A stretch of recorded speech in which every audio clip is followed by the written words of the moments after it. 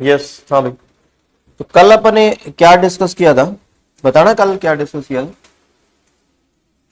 कल टीचिंग के, हाँ जी, सीडीपी में लर्निंग के बारे में, टीचिंग वगैरह। हाँ, ओके ओके। यस यस, चलो आगे लिखो अपना। हम डिस्कस करेंगे लर्निंग थ्योरीज के बारे में। टॉपिक बना लो, लर्निंग थ्योरीज। हिंदी में बोलेंगे अपन इसको अधिगम के सिद्धांत। अधिगम के सिद्धांत, लर्निंग थ्योरीज। तो जो लर्निंग थ्योरीज है उसको हम चार तरीके से पढ़ते हैं, या पढ़ने का चार तरीके से पढ़ेंगे अपन। चार प्रकार की लर्निंग थ्योरीज होती है। लर्निंग तो पढ़ लिया था ना, क्या होता है लर्निंग। लर्निंग क्या होता है? Change in behaviour through efforts. एक प्रकार की जो थ्योरी होगी उसको बिहेवियरिस्ट थ्योरी बोलते हैं अपन।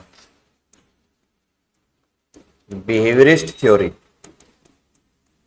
यानी कि व्यवहारवादी सिद्धांत बोलो।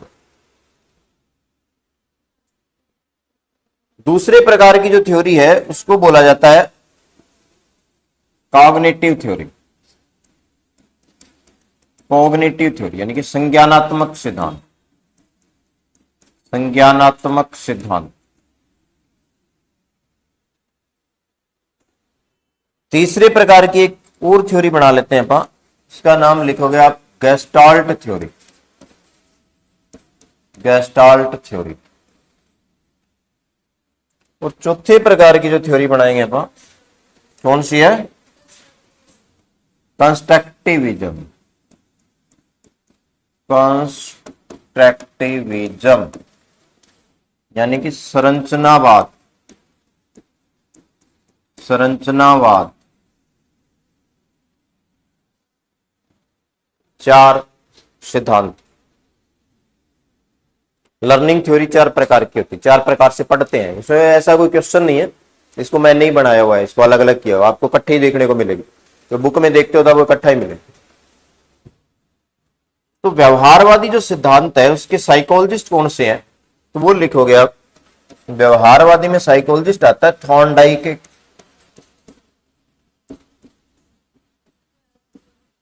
दूसरा आएगा पावलोव।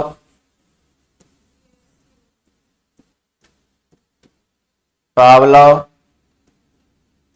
तीसरा आता है B.F. स्किनर।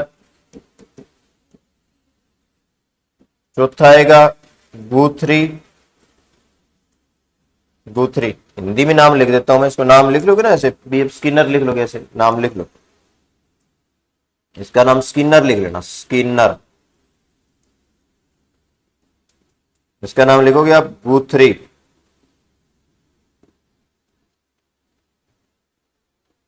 और नाम ऊपर लिख देता हूं इसको। हाँ, और नाम लिखेंगे। एक लिख लो रेस्पोरला। रेस्पोरला एंड वैगनर है। And Wagner. रेस्पोरला एंड वैगनर। एक नाम लिख दोगे क्लार्क हल। क्लार्क हल। ये सारे के सारे व्यवहारवादी साइकोलॉजिस्ट। नाम लिख लोगे, हिंदी में नाम सेम ही है। क्लार्क हल बोल देंगे इसको, क्लार्क हल। ये आएगा रेस्पोरला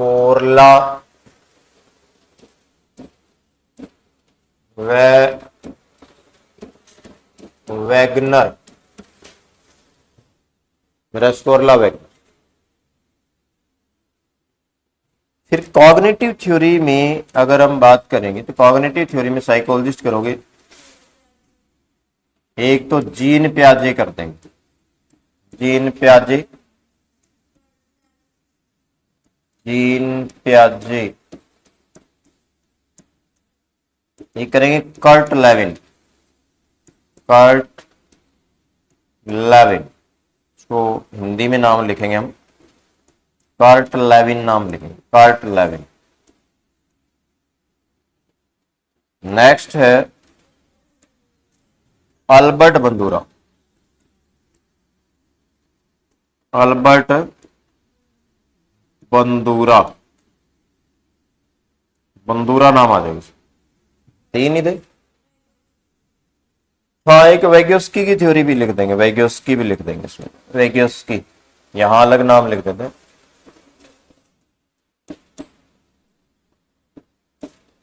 वैग्योस्की।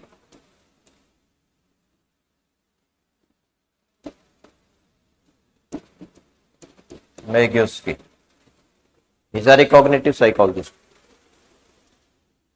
गेस्टाल्ट साइकोलॉजिस्ट करोगे तो गेस्टाल्ट साइकोलॉजिस्ट है हमारे पास तीन। एक नाम आएगा पोलर, दूसरा नाम आएगा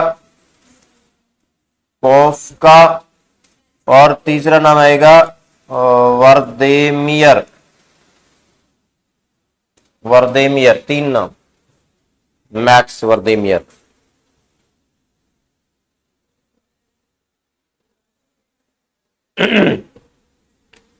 कंस्ट्रक्टिविज्म की अगर बात करते हैं तो कंस्ट्रक्टिविज्म में नाम रहेंगे हमारे पास दो। एक नाम है जीन पियाजे, जीन पियाजे, दूसरा नाम आएगा लेव वैग्योस्की, लेव वैग्योस्की।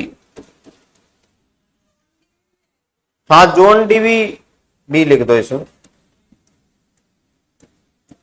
John Dewey. तो ये क्वेश्चन बन जाता है हमारा कि लर्निंग थ्योरीज को अपन कितने प्रकार से पढ़ते हैं। तो चार प्रकार से पढ़ते हैं, बेरिस्ट आ गई, कॉग्निटिव आ गई, गेस्टाल्ट आ गई और कंस्ट्रक्टिविज्म।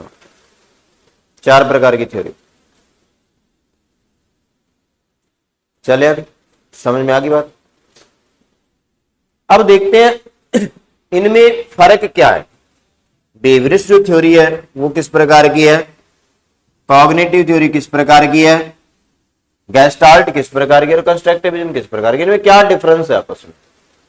हम क्या पढ़ रहे हैं, हम पढ़ रहे हैं लर्निंग थ्योरीज के बारे में पढ़ रहे हैं। लर्निंग थ्योरी, लर्निंग क्या होता है, व्यवहार में बदलाव, व्यवहार में परिवर्तन, लर्निंग होता है, यही होता है। अब हमने क्या डिस्कस करना है, व्यवहार में बदलाव कैसे होता है, उसको अलग अलग साइकोलॉजिस्ट ने अलग अलग अपने अपने तरीके से एक्सप्लेन किया है। उसके बेस पे क्या है, अलग अलग थ्योरी बना, अलग अलग कैटेगरी बना। अब जो व्यवहारवादी है वो क्या करते हैं, ये करते हैं कि एक पर्सन कोशिश करेगा, जब उसको जरूरत होगी कोशिश करेगा, बिना सोचे समझे कोशिश करेगा। अभी जो कोशिश करेगा वो बिना सोचे समझे कोशिश करेगा, उसको कोई आइडिया नहीं होता, कोशिश करते करते करते करते उस काम को सीख जाता है। बिहेवियरिस्ट ये पता क्या कहते हैं, ये कहते हैं कि जब आपके सामने कोई नई प्रॉब्लम आती है या कोई नई सिचुएशन आती है या जब आपको कोई जरूरत होती है तो आप क्या करते हो, जो प्रयास करते हो वो सोच समझ के करते हो। प्रॉब्लम का सलूशन दिमाग से निकालना और प्रॉब्लम का सलूशन कोशिश करके निकालना। यहां जो कोशिश कर रहे हो बाहरी कोशिश है, यहां कोशिश आंतरिक है। फिर गेस्टाल्ट क्या है, गेस्टाल्ट वैसे तो कॉग्निटिव का ही पार्ट है, गेस्टाल्ट सोचने का एक तरीका होता है। गेस्टाल्ट में क्या करते हैं, हम किसी भी चीज को एक इकट्ठा परसीव करते हैं, इकट्ठा सोचते हैं, गेस्टाल्ट एक साथ परसीव करते हैं। फिर रहेगा कंस्ट्रक्टिविज्म। कंस्ट्रक्टिविज्म में क्या करते हैं, ये कहते हैं कि यहां पर जो ज्ञान की बात की जाती है, कोई चीज नई चीज सीखते हैं, वो कहता बिल्कुल नई नहीं होती, पहले से कोई चीज सीखी हुई है उसी में कुछ चीज जोड़ तोड़ हो जाता है। यानी कि पहले से आपको जो चीज आती है उसी के बेस पे दिमाग नई चीज को बनाता है, कंस्ट्रक्शन होता है माइंड में। तो पहला तो ये देख लो कौन कौन से साइकोलॉजिस्ट, समझ में आ गया। ये क्वेश्चन आता है यहां पर कि गेस्टाल्ट साइकोलॉजिस्ट कौन से हैं, कंस्ट्रक्टिविज्म थ्योरी किसकी है, कंस्ट्रक्टिविज्म आगे पढ़ेंगे अपन। ठीक है, यहां तक समझ में आ गई।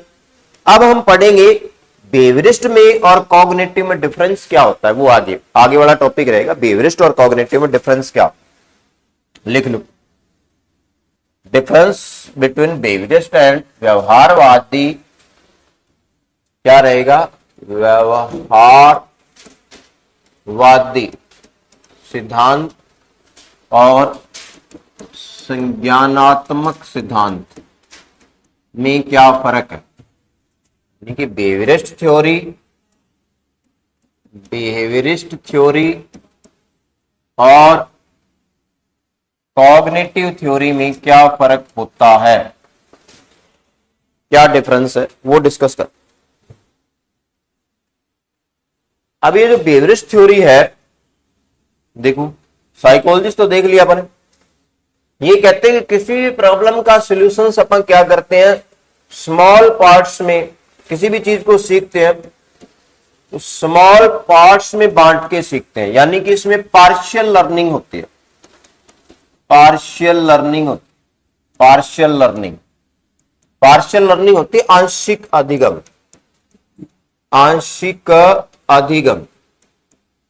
आंशिक अधिगम क्या होगा? एक चीज को आपने पहले थोड़ा सा सीख लिया, फिर थोड़ा सा और सीख लिया, फिर थोड़ा सा और सीख लिया, फिर थोड़ा सा और सीख लिया, आंशिक अधिगम। ये क्या रहेगी आपकी बिहेवियरिस्ट थ्योरी। अब एक मिनट समझो इसको, एक मिनट रुको एक बार। एक कोई बच्चा है चिंटू, और चिंटू को इसके फादर ने ला दी साइकिल, ये साइकिल ले दी। अब चिंटू ने पहले साइकिल चलाई नहीं, इसके लिए बिल्कुल नया अनुभव है, न्यू एक्सपीरियंस। इधर हम बात करेंगे पिंटू, तो पिंटू को भी साइकिल ले दी, पिंटू ने भी कभी साइकिल नहीं चलाई। अब दोनों के लिए बिल्कुल न्यू सिचुएशन। चिंटू इस साइकिल को सीखेगा, कैसे सीखेगा? बिहेवियरिस्ट अप्रोच से। पिंटू सीखेगा कॉग्निटिव अप्रोच से। कौन सी अप्रोच से? Cognitive approach. अब चिंटू की अप्रोच ये है कि इसको साइकिल चलानी नहीं आती, अभी साइकिल के ऊपर चढ़ेगा गिरेगा, साइकिल के ऊपर चढ़ेगा गिरेगा, 2 दिन 3 दिन 4 दिन में साइकिल चल, पहले दिन थोड़ी चली, फिर थोड़ी और चली, फिर थोड़ी और चली। इसे बिहेवियरिस्ट।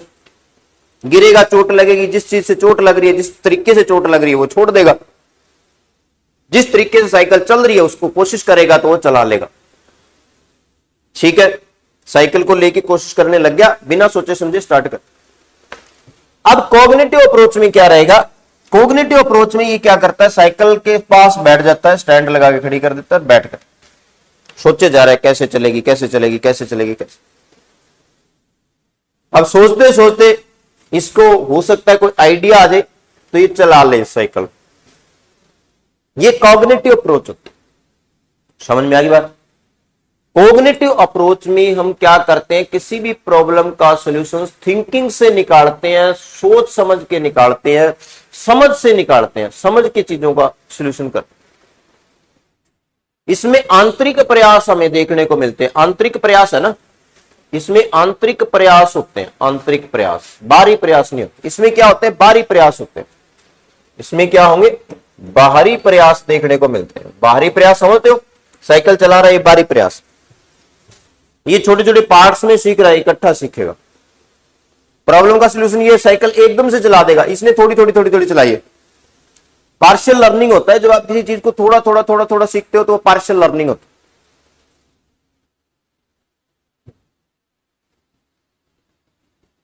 तो लिखो, इसमें लिख लेंगे, इसमें क्या होगा? पार्शियल लर्निंग होती है।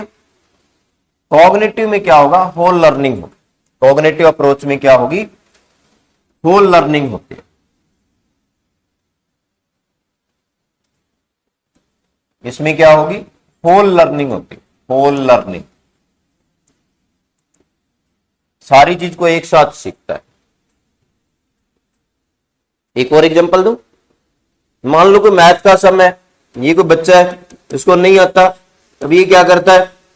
सॉल्यूशन करने लग जाता है, आता नहीं, एक्स मान के वाई मान के करता है। इसने 10 पेज काढ़े किए और आधी घंटा लगाया और कर दिया इसको, सम को थोड़ा थोड़ा थोड़ा करके सीख लिया। Behaviourist approach.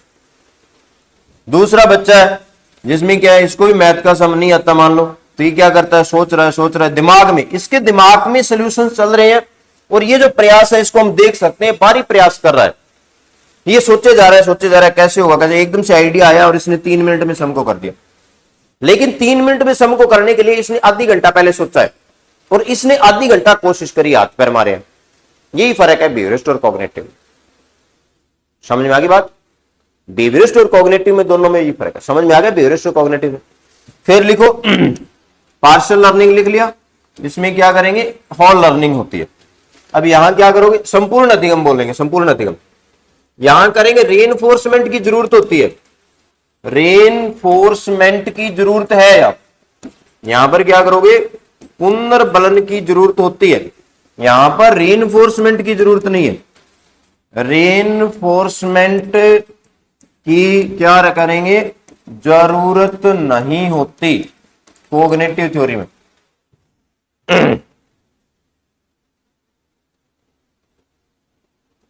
इसमें बाहरी प्रयास होते हैं, बाहरी प्रयास होंगे, और इसमें क्या होते हैं, आंतरिक प्रयास होते हैं। आंतरिक प्रयास, आंतरिक प्रयास का मतलब क्या होगा, सोच समझ के अपन, सोच समझ कर समस्या का समाधान करते हैं, समस्या का समाधान करेंगे सोच समझ कर। ठीक है, कोग्निशन स्मॉल पॉट्स में ये इनका फर्क है। चले आगे। अब अपन ही करना है, ये जो साइकोलॉजिस्ट बताए हैं, ये पहला पेज ये वाला है, यही है पहला पेज, यहां से स्टार्ट किया, इसको नोट कर लो, कॉपी क्लिक कर लो एक तो। अब इसमें से कोई एक साइकोलॉजिस्ट, कोई एक बता दो, वो थ्योरी में करवा दो, कोई एक थ्योरी आप कहोगे, वही अपन स्टार्ट कर देते हैं। अब मैं अलग अलग से नहीं करूंगा, मैं सिर्फ नाम करूंगा। जैसे अल्बर्ट बंदूरा करवाना तो बंदूरा करवा दूंगा, या जैसे कहोगे कुट लेविन करवाना है तो कुट लेविन करवा दूंगा, या पावलोव कहोगे, कोई भी कहोगे, तो वो एक थ्योरी अपन, एक आज अपन एक थ्योरी कर, बताओ कौन सी करवानी। ये 3-4 शायद नाम बोलना चाहिए। होंडा की करवाना है स्टार्टिंग से स्टार्ट, चलो तो होंडा ही करवाना। चले अभी फोटो भी, चलो लिख लो थॉर्नडाइक।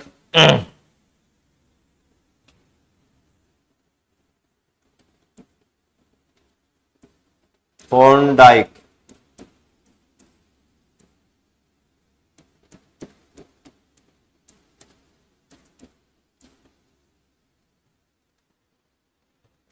थॉर्नडाइक की थ्योरी में कौन कौन से पॉइंट पढ़ने वाले वो देखो एक बार। थॉर्नडाइक की थ्योरी का नाम क्या है, कनेक्शनिज्म, इसको बोलते हैं अपन संबंधवाद।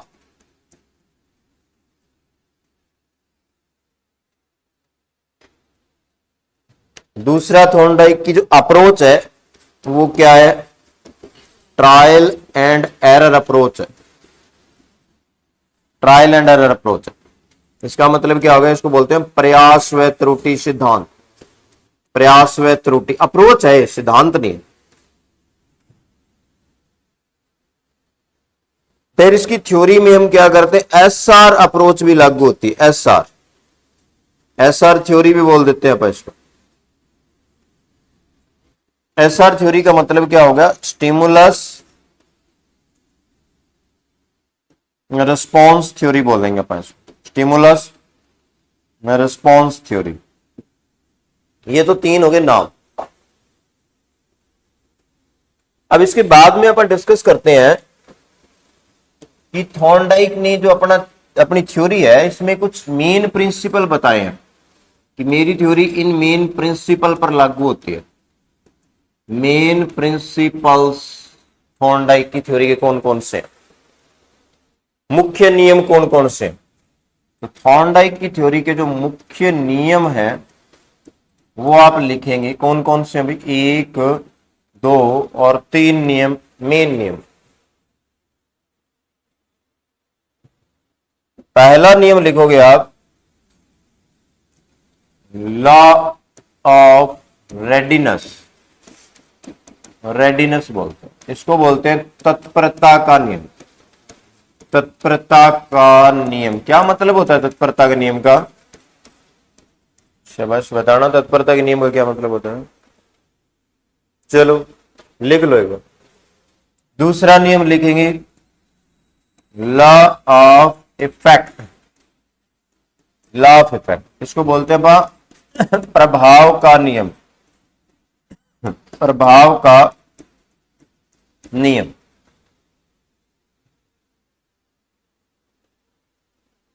तीसरा नियम आ जाएगा लॉ ऑफ प्रैक्टिस, या इसको क्या बोलेंगे, use disuse, use disuse theory. ये तीसरा नियम। ठीक है, ये मेन नियम है थॉर्नडाइक के, ये थ्योरी का नाम है, नोट कर लो एक बार।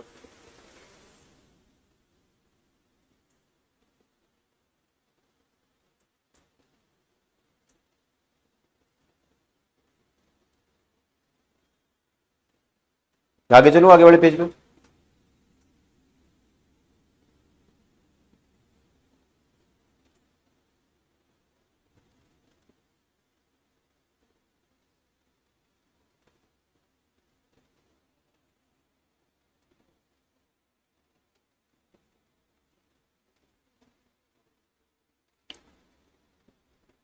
इससे आगे है इसके सेकेंडरी नियम। लिख लिया सर? सेकेंडरी नियम, सेकेंडरी प्रिंसिपल्स, इसको हिंदी में बोल देते हैं पर गुण नियम। गुण नियम, ये गुण नियम है। अभी जो गुण नियम है उसमें पहला लिखोगे law of multiple response. Law of multiple response, यह आ जाएगा बाहु रूपी अनुक्रिया का सिद्धांत। अनुक्रिया का सिद्धांत, बहुरूपी अनुक्रिया का सिद्धांत। दूसरा इसमें लिखेंगे हम set of attitude and prepotency of element. Prepotency of elements, क्या बोलेंगे इसको, तत्वों की प्रबलता। हिंदी में लिखोगे तत्वों की प्रबलता व दृष्टिकोण का निर्माण। दृष्टिकोण का निर्माण।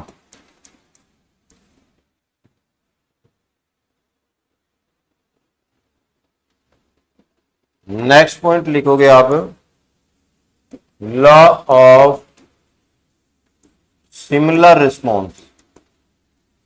सिमिलर रिस्पॉन्स, समरूप अनुक्रिया का सिद्धांत तो बोलते हैं बस समरूप, समरूप अनुक्रिया का सिद्धांत। अनुक्रिया का सिद्धांत।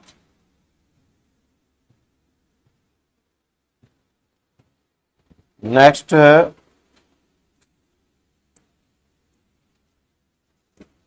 Law of associate shifting. Associate shifting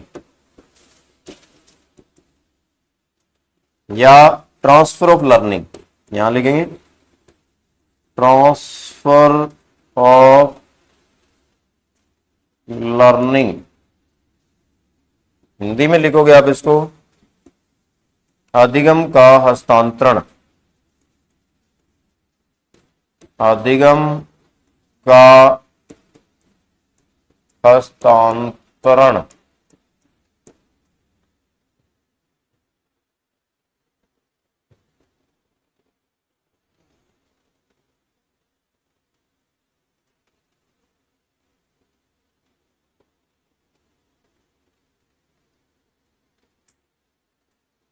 हो गई। नेक्स्ट पेज पे जाके और डिस्कस करेंगे हम। एक लिखोगे law of primacy, law of primacy, law of recency, आगे लिखेंगे लॉ ऑफ फ्रीडम, फ्रीडम, प्रथम प्रभाव, ऐसा लिखोगे प्रथम प्रभाव, इसको लिखेंगे अंतिम प्रभाव, अंतिम प्रभाव का नियम, इसको लिखेंगे आजादी का नियम, आजादी का नियम,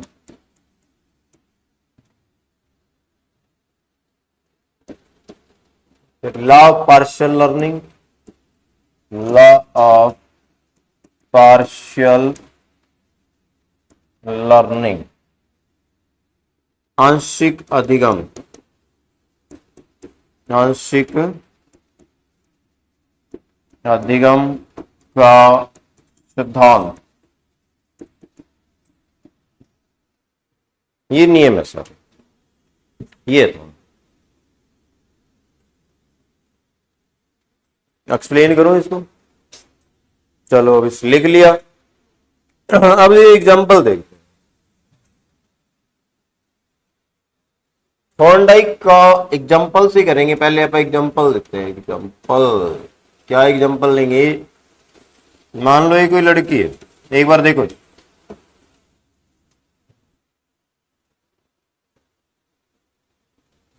इसकी शादी होगी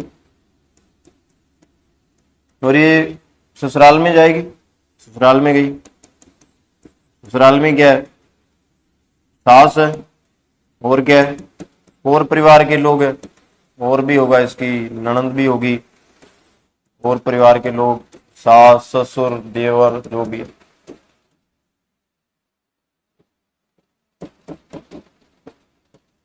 तीन चार लोग। थोड़ा ध्यान से समझना, थॉर्नडाइक किसी समझ आ जाएगी। अब इस लड़की के लिए जो ससुराल है वो एक नई सिचुएशन है। ये इन लोगों से कभी नहीं मिली, इन लोगों के साथ कभी इसने बातचीत नहीं करी।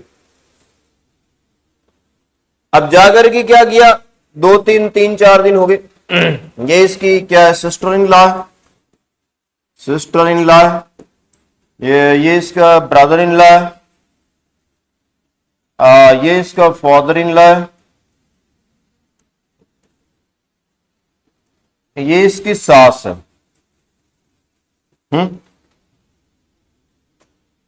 अब देखो ये क्या करेगी, जब हमारे सामने कोई नई सिचुएशन आती है, नई सिचुएशन क्या आई, नई सिचुएशन है इसके लिए, अब बातचीत तो करनी पड़ेगी, परिवार के साथ रह रही। इसने सास से बात करके देखी, तो सास ने थोड़ा अकड़ की और तरीके से बात की, इससे भी बात करी। ये जो सिस्टर इन लॉ है, इसने थोड़ा अच्छे से बात करी, इससे अच्छे से बात करने का मतलब इसको अच्छा फील हुआ बात करके। इसके साथ बात करी, नहीं अच्छा फील हुआ, इसके साथ बात करी, नहीं अच्छा फील हुआ। सेकंड डे किससे बात करेगी? सिस्टर इन लॉ से। वेरी गुड, सेकंड डे इसी से बात करेगी। ठीक है, इसके साथ इसका क्या हो जाएगा? एक कनेक्शनिज्म हो जाएगा। यही अप्रोच लागू होती है थॉर्नडाइक में। थॉर्नडाइक का मैं ओरिजिनल जो एक्सपेरिमेंट है वो बताता हूं, इसको इसमें भी अप्लाई करेंगे। पर थॉर्नडाइक का ओरिजिनल एक्सपेरिमेंट क्या था कि थॉर्नडाइक ने एक्सपेरिमेंट किया था बिल्ली पे। एक कैट ली और उस कैट को क्या किया, एक पिंजरे में बंद कर दिया। कैट को क्या कर दिया? पिंजरे में बंद कर दिया।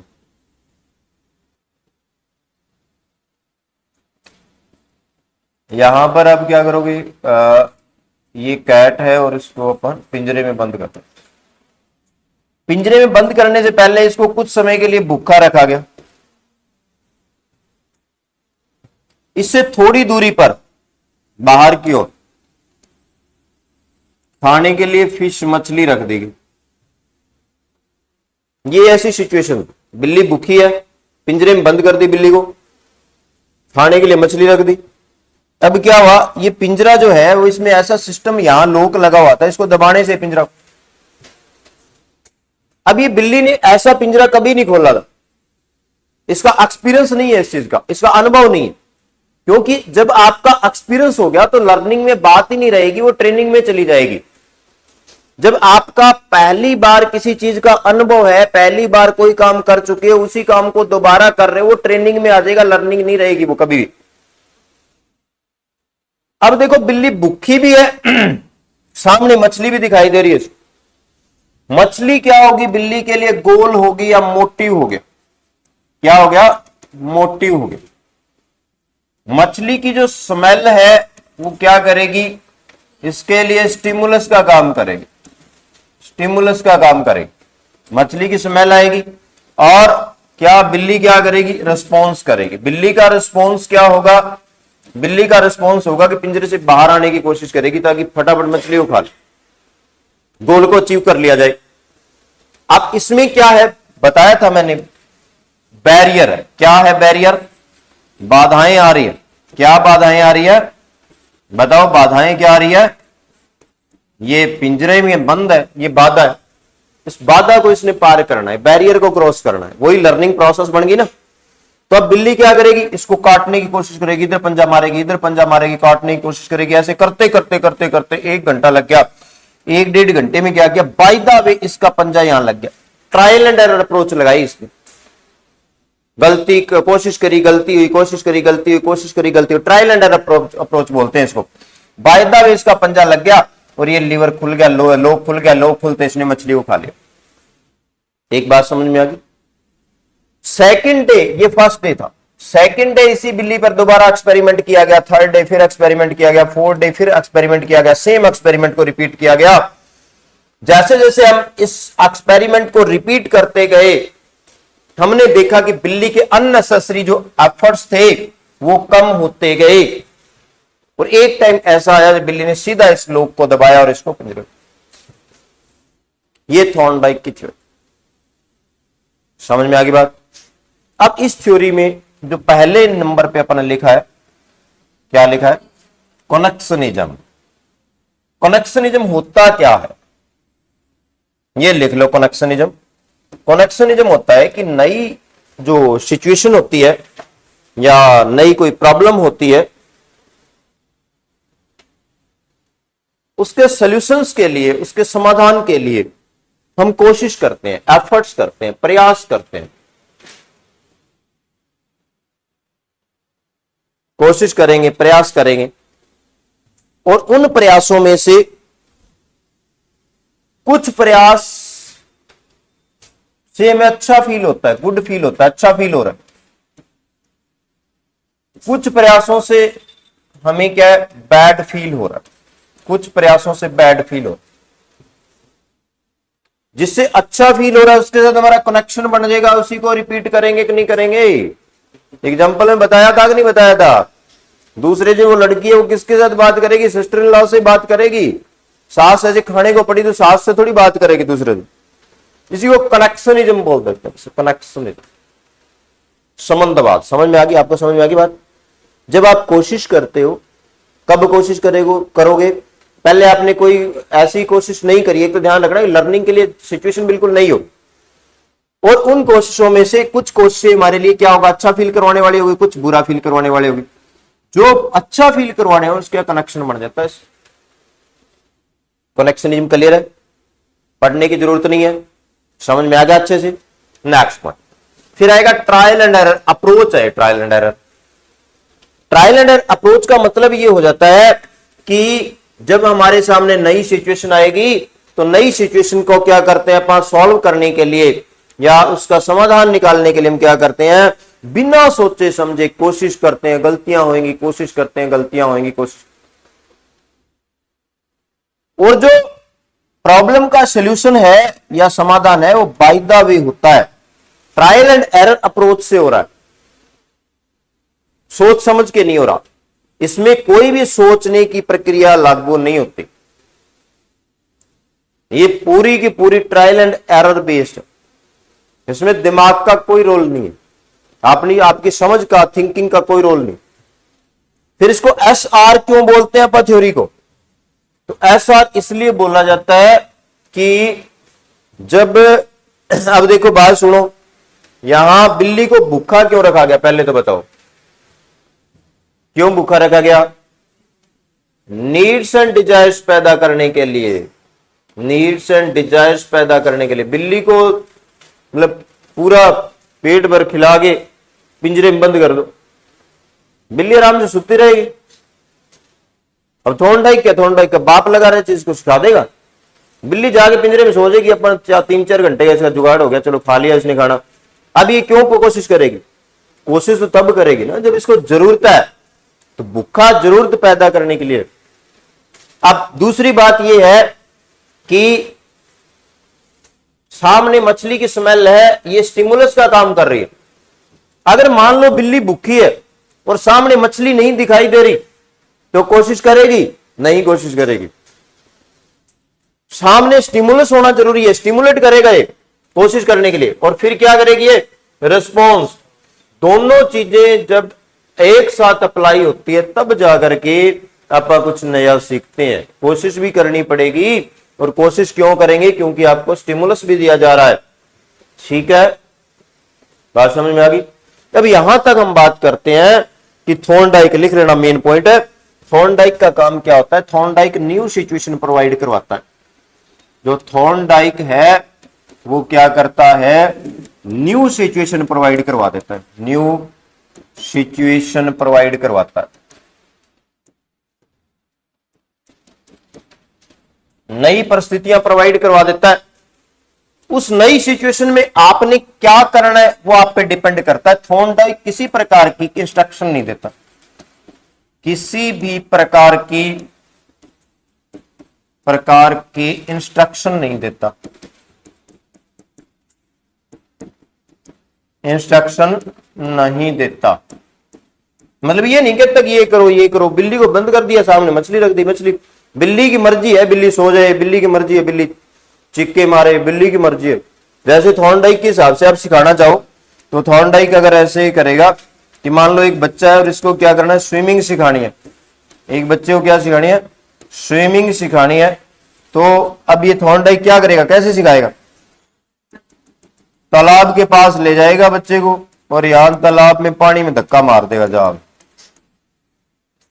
अब बच्चे को ना तो ये कहेगा हाथ पैर, हाथ मार, पैर मार, कुछ भी इंस्ट्रक्शन नहीं देता थॉर्नडाइक। थॉर्नडाइक करने के लिए आपको ये नहीं कहता ये करो वो करो, पैवलोव कहता है। बीएफ स्किनर भी नहीं कहता, बीएफ स्किनर देखता है। ये क्या करता है? कुछ भी नहीं, ये कहता है कि आप जो करोगे, हाथ मारोगे, पैर मारोगे, आप पे डिपेंड है, आपको क्या इसकी फ्रीडम है, कोशिश करने की पूरी फ्रीडम हो। तो ठीक है, थॉर्नडाइक नई सिचुएशन प्रोवाइड करेगा, कोई इंस्ट्रक्शन नहीं देता। इंस्ट्रक्शन में आपने जो एफर्ट्स करने हैं, जो प्रयास करने हैं, तो प्रयास की क्या होती है? प्रयास की आजादी होती है, पूरी आजादी, फ्रीडम होती है। ठीक है,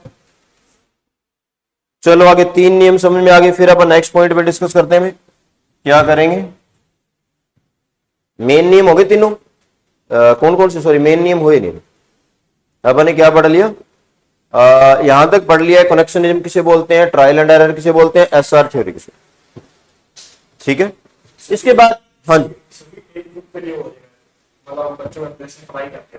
हाँ बच्चों पे भी अप्लाई होती है, बड़ों पे भी अप्लाई होती है, सभी पे अप्लाई होती है, क्योंकि सोचना तो है ही नहीं इसमें, थिंकिंग तो रोल ही नहीं प्ले कर रही, ट्रायल एंड एरर है। जानवरों पे भी अप्लाई होती है, जानवरों पे भी अप्लाई कर सकते हो, आईक्यू का इसमें कोई रोल, बड़ों पे भी। लॉ ऑफ रेडीनेस का मतलब लिख लो क्या होता है। लॉ ऑफ रेडीनेस का मतलब क्या होगा? लॉ ऑफ रेडीनेस का मतलब होता है लर्निंग के लिए या सीखने के लिए आपको क्या करनी पड़ेगी? कोशिश करनी पड़ेगी। ये रेडीनेस का मतलब है। घोड़े को तालाब के पास लेके जा सकते हो, पानी नहीं पिला सकते, वो लॉ ऑफ रेडीनेस। अगर आप कोशिश करोगे तो ही सीखोगे। लॉ ऑफ रेडीनेस का मतलब क्या है? एफर्ट जरूरी है सीखने के लिए। जब बिल्ली पिंजरे में सो जाती तो उसको सिखाया नहीं जा सकता। बिल्ली ने कोशिश करी तो सीख, किसी ने स्कूटी चलाने की कोशिश करी वो स्कूटी चलाएगा, किसी ने कार चलाने की कोशिश की कार चलानी आ जाएगी उसको, किसी ने लिखने की कोशिश करी वो लिखना आ जाएगा। लॉ ऑफ इफेक्ट क्या है, नोट करो इसे। लॉ ऑफ इफेक्ट थॉर्नडाइक का रेनफोर्समेंट है, रेनफोर्समेंट है, थॉर्नडाइक का रेनफोर्समेंट है लॉ ऑफ इफेक्ट।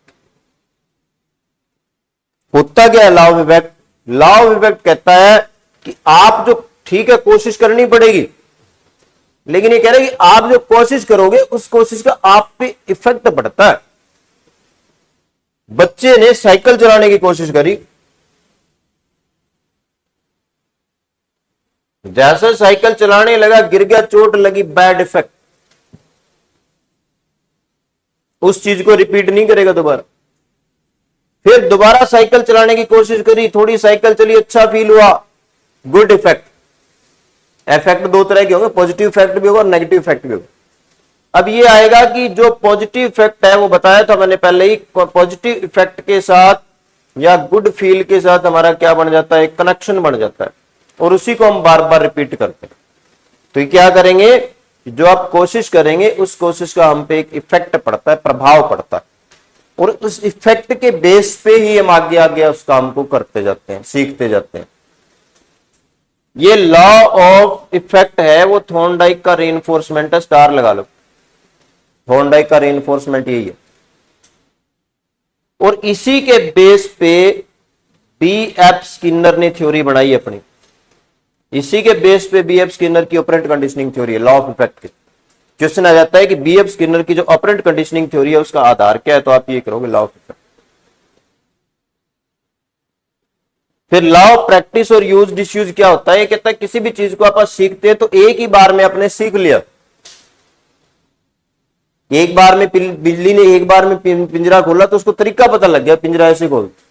लेकिन जैसे जैसे इसको बार बार करते जाओगे, बार बार करोगे, तो इससे क्या होगा, उसमें एरर कम हो जाती है, एरर गलतियां कम हो जाती है और आपकी क्षमता बढ़ जाती है। ये लॉ ऑफ प्रैक्टिस हो जाता है, यूज डिसयूज। ठीक है, इतने बहुत है।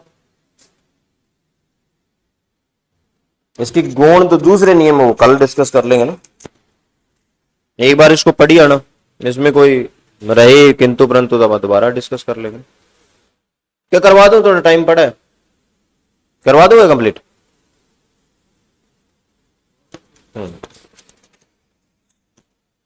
है कैपेसिटी बैठने, करवा दो कंप्लीट? हाँ जी, रीजनिंग आज फिर नहीं करेंगे, यही करवा देते हैं। चलो फिर आगे वाले नियम कर लो, थोड़े फनी तरीके से करवा देता हूं मैं।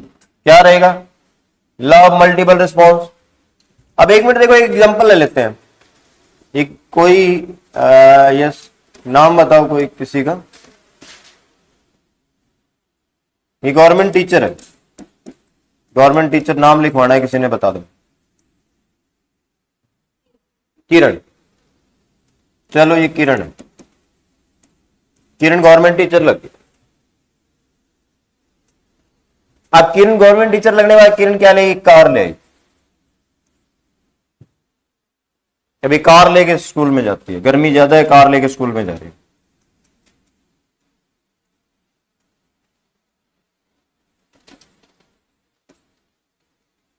कार ड्राइव करके क्या है, स्कूल में जा रही है। 10-15 दिन बाद, एक महीने बाद क्या हुआ, एक दिन जिसकी कार में कुछ आवाज आई, कट कट कट इस तरह की कोई आवाज आई और कार बंद हो गई, रास्ते में कार बंद हो गई। अब इसके लिए क्या आ गया, नई सिचुएशन होगी, न्यू सिचुएशन हो, न्यू सिचुएशन, नई परिस्थिति हो। अब ये क्या करेगी, अब इसने पहले ऐसी कोई सिचुएशन को डील नहीं किया, अब इसको पता नहीं है भी कहां इसमें खराबी आई है। अब इसके दिमाग में क्या क्या आइडिया आएगा, इसका इंजन खराब हो सकता है, इसके बेरिंग खराब हो सकते हैं, गियर बॉक्स में खराबी हो सकती है, सारे दिमाग में आइडियाज आ रहे। इसको बोल देते हैं मल्टीपल रिस्पॉन्स, मल्टीपल रिस्पॉन्स। ठीक है। जब नई सिचुएशन हमारे सामने आती है तो हम क्या करते हैं, हमारे दिमाग में मल्टीपल रिस्पॉन्स आते हैं। आता है कि नहीं आता? मान लो कोई लड़की है जिसको खाना किचन में गई ही नहीं, हाँ, और इसकी शादी होगी और सास ने क्या लेके दे दिया इसको, भिंडी की सब्जी बनाने के लिए दे दिया, भिंडी बना। अब इसके लिए नई सिचुएशन है, भिंडी इसने कभी बनाई नहीं, देखी नहीं, बनती बनती देख। अभी क्या करेगी, मल्टीपल रिस्पॉन्स करेगी, पानी डाल के बनाए, चीनी डाल के बनाए, दूध डाल के बनाए, मल्टीपल रिस्पॉन्स। सही है, समझ में आ गया? जब नई सिचुएशन हमारे सामने आती है तो हमारे दिमाग में क्या आते हैं, मल्टीपल रिस्पॉन्स आते हैं, मल्टीपल जो आइडियाज आ रहे हैं और हम उनको अप्लाई करते हैं। ये ऐसा भी हो सकता है, ऐसा भी हो सकता है, मल्टीपल रिस्पॉन्स। बिल्ली के सामने भी जब नई सिचुएशन थी तो बिल्ली क्या कर रही थी, पिंजरे को खोलने के लिए नए नए आइडियाज लगा रही थी। भाई ऐसे भी खुल सकता है, ऐसे भी खुल सकता है, यहां पंजा मारे से, मल्टीपल। समझ में आ गया मल्टीपल? अब दूसरा नियम क्या है, दूसरा मैंने लिखा प्रीपोटेंसी ऑफ एलिमेंट। प्रीपोटेंसी यानी कि प्रीपोटेंसी ऑफ एलिमेंट, एलिमेंट्स, तत्वों की प्रबलता लिखा है ना, और सेट ऑफ एटीट्यूड। ये कह रहा है कि जब आपने मल्टीपल रिस्पॉन्स किए तो उसमें से कुछ कोशिशें आपको अच्छा फील करवाने वाली होती, जैसे आपको अच्छा महसूस हुआ, कुछ कोशिशों से आपको अच्छा महसूस हुआ। जिन कोशिशों से आपको अच्छा महसूस हुआ उनकी प्रीपोटेंसी ज्यादा थी। मान लो कोशिश कर रहे हो, आपको लगा यार ऐसे हो सकता है, तो उसको आपको अच्छा फील हुआ, प्रीपोटेंसी ज्यादा थी, प्रबलता ज्यादा थी, उसका इफेक्ट आप पे ज्यादा था, प्रभाव ज्यादा। और जिसका प्रभाव ज्यादा होता है उसी को हम बार बार करते हैं तो सेट ऑफ एटीट्यूड आ जाएगा, सेट ऑफ एटीट्यूड बन जाता है, उसी को हम बार बार रिपीट करें, उसके प्रति एक हमारा नजरिया बन जाता है। जैसे वो सास वाला एग्जांपल बताया था ना मैंने, कौन सा एग्जांपल था, लड़की वाला सास वाला, एक मिनट रुको, हाँ, कनेक्शनिज्म में बताया था। भाई ये इन सभी से बात करी, दूसरे दिन क्या होगा, इसको लगा इसकी प्रीपोटेंसी ज्यादा है, इससे बात करने से अच्छा फील हुआ तो इसकी प्रीपोटेंसी ज्यादा हो, इसका प्रभाव ज्यादा हो। प्रीपोटेंसी एक वर्ड है, इसका मतलब प्रबलता होता है, इसका मतलब प्रभाव। तो इसका प्रभाव ज्यादा था तो फिर क्या हुआ, इसने सेकंड डे फिर क्या किया, इसी के साथ बात करी, इसके प्रति एक एटीट्यूड बन। ठीक है, समझ में आ गई बात? फिर नेक्स्ट पॉइंट क्या है, law of similar response. Similar response में होता है भी दोबारा दूसरी सिचुएशन में, मान लो एक कार इसने कोशिश करी, इसको पता लगा, प्रीपोटेंसी देखी, इसने इसको ठीक कर लिया, इसको पता लग गया इंजन खराब है। 10-15 दिन बाद कार में बिल्कुल सेम वैसी आवाज आई, कार बंद होगी। अब बताओ ये क्या सोचेगी, इंजन खराब है।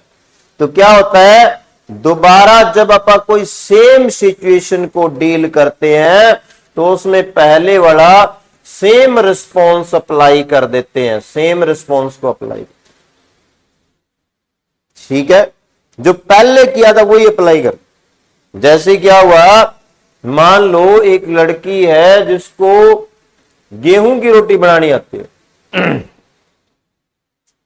गेहूं की रोटी बना लेती है, कोई दिक्कत वाली बात नहीं। एक दिन क्या हुआ, इसकी सास ने इसको क्या ला दिया, बाजरे का आटा ला दिया, बाजरे की रोटी बनानी है। ठीक है, नई सिचुएशन आ गई। अब क्या करेगी नई सिचुएशन में, गेहूं की तरह बनाने की कोशिश करेगी तो नहीं बनेगी। चलो जैसे तैसे करके इसने लगा भी ऐसे ऐसे करके बना दी। ठीक है, अब क्या हुआ, दोबारा जब बाजरे का आटा लाके दिया जाएगा तो क्या किया, पहले वाली चीज को आज इट इज लागू कर देगी। करेगी नहीं करेगी? समझ में आ गई बात? सिमिलर रिस्पॉन्स का मतलब सेम सिचुएशन में पहले वाले सेम रिस्पॉन्स को लागू कर देना, यह हो जाता है हमारा लॉ ऑफ सिमिलर रिस्पॉन्स, समरूप। फिर आता है associate shifting. Associate shifting, associate shifting या ट्रांसफर ऑफ लर्निंग क्या होता है? ट्रांसफर ऑफ लर्निंग, क्या होगा अधिगम का हस्तांतरण। तो ये होता है, एक मिनट इसी एग्जांपल में ले लेते हैं। अब मान लो ये जो सिचुएशन, दोबारा गाड़ी खराब हुई तो दोबारा इंजन। अब क्या करेंगे, एक दिन इसके स्कूटी में भी सेम आवाज आई, तो अब क्या होगा, इसके दिमाग में क्या आइडिया आएगा, स्कूटी का भी इंजन ही खराब है। दूसरी सिचुएशन में भी सेम रिस्पॉन्स लागू कर देना, क्या होता है, एसोसिएट शिफ्टिंग होता है। जैसे अपन ये कहा था, क्या था वो, जैसे बाजरे की रोटी वाली बात थी ना, तो उसमें क्या करेंगे वो,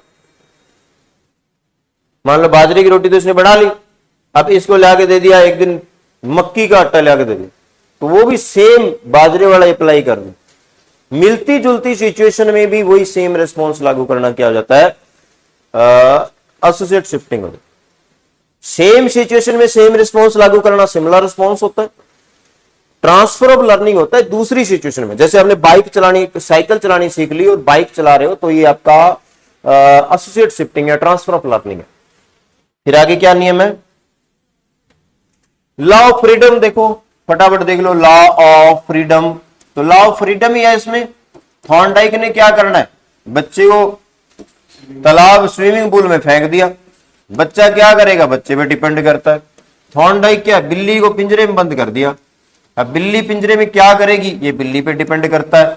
ठीक है, आप किसी नए स्कूल में चले गए, नए स्कूल में जो साथ वाले स्टूडेंट्स है उसके साथ कैसा बिहेव करते हो, ये आप पे डिपेंड करता है।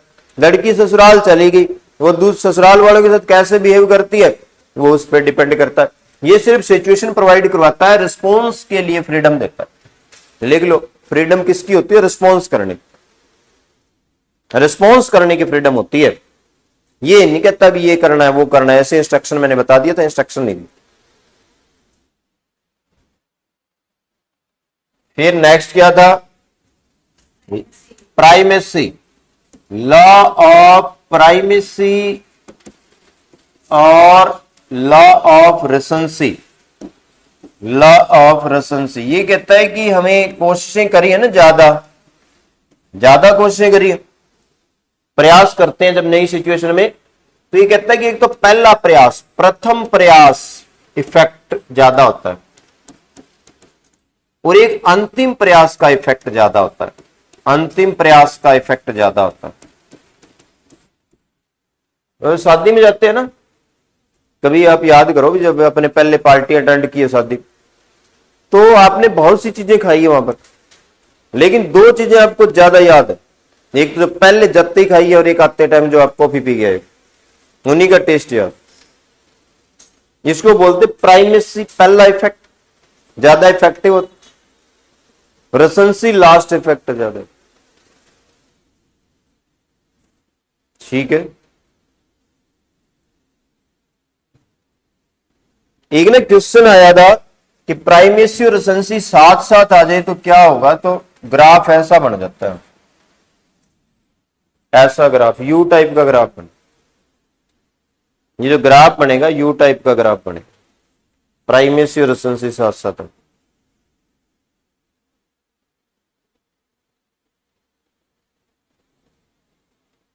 और क्या था इसमें, law of partial learning. Partial learning का मतलब हो गया, आप थोड़ा थोड़ा सीख रहे हैं ना, थोड़ा थोड़ा सीख रहे हैं, सीखने के लिए एक साथ नहीं सीख रहे।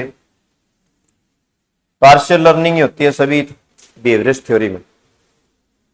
समझ में आ गया, कोई डाउट ना, कोई भी पॉइंट ना समझ में आया हो। रेसेंसी और प्राइमेसी का डायग्राम दोबारा बताना है मेरे को एक बार। यस, मान लो ये कोई लड़का है,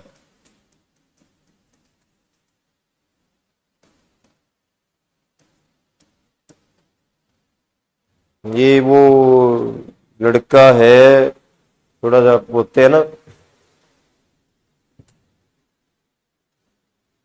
मजनू टाइप का लड़का। ये सुना आपने, यार मेरा तितलियां वर्गा, वो यार तितलियां वर्गा। चलो अब एक मिनट ध्यान दो, अब इसके बहुत से गर्लफ्रेंड थे,